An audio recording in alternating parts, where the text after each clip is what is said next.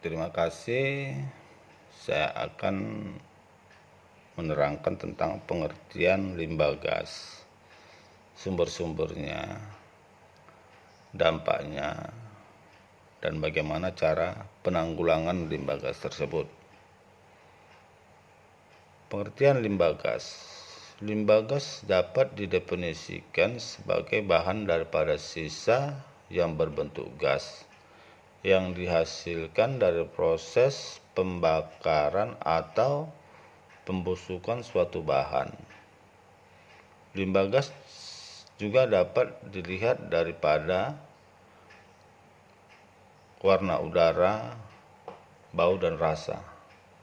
Tetapi kadang-kadang ada sebagian limbah gas ini yang tidak teridentifikasi dan kita tidak tahu dia tidak menimbulkan bau, sehingga ketika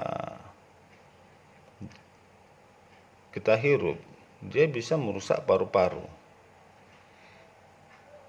Itulah yang kita khawatirkan. Jadi dari mana sebenarnya sumber-sumber limbah gas? Sumber-sumber limbah gas ini biasanya berasal daripada proses pembakaran pembusukan, yaitu dengan proses pembakaran seperti terjadinya suatu proses pembakaran tidak sempurna. Ini dapat menimbulkan atau terjadinya karbon monoksida, yaitu gas CO. Baru dapat ketika ada pembakaran senyawa karbon. Ini dapat menimbulkan gas karbon dioksida. Ada juga dari hasil proses pembakaran bahan-bahan yang mengandung sulfur. Ini dapat menghasilkan sulfur dioksida. Daripada ada juga yang berasal dari pada proses penguraian protein yang dilakukan oleh mikroorganisme. Ini dapat menimbulkan gas amonia NH3. Ada juga seperti yang dihasilkan dari proses pembusukan anaerobik. Ini dapat menimbulkan gas metan. Dari hasil-hasil sumber-sumber limbah gas ini,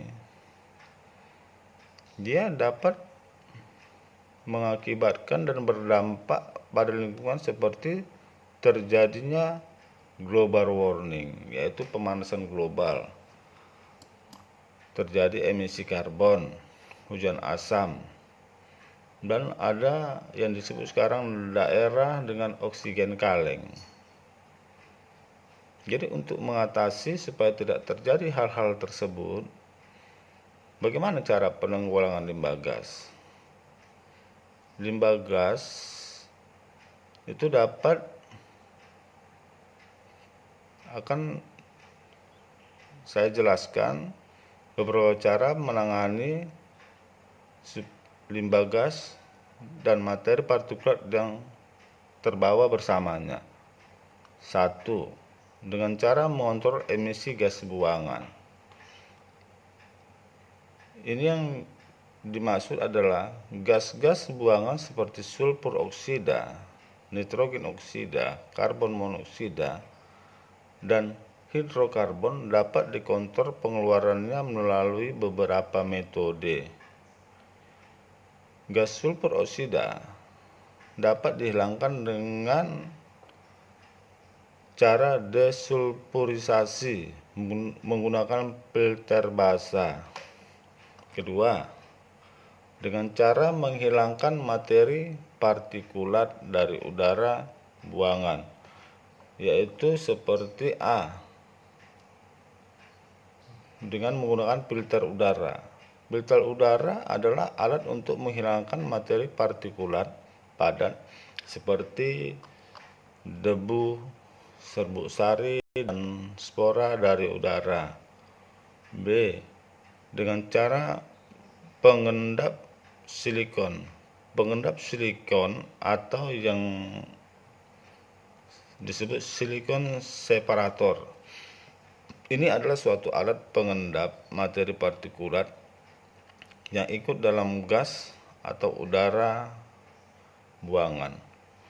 Prinsip kerja pengendapan silikon adalah pemanfaatan gaya sentrifugal dari udara buangan yang sengaja dihembuskan melalui tepi dinding tabung silikon sehingga partikel yang relatif berat akan jatuh ke bawah. C. Dengan cara menggunakan filter basah. Filter basah atau yang disebut wet scrubber, yaitu membersihkan udara yang kotor dengan cara menyalurkan udara ke dalam filter, kemudian menyemprotkan air ke dalamnya. D. Dengan cara pengendap sistem gravitasi. Alat ini adalah alat pengendap sistem gravitasi yang hanya dapat digunakan untuk membersihkan udara yang mengandung materi partikulat dengan ukuran yang relatif besar.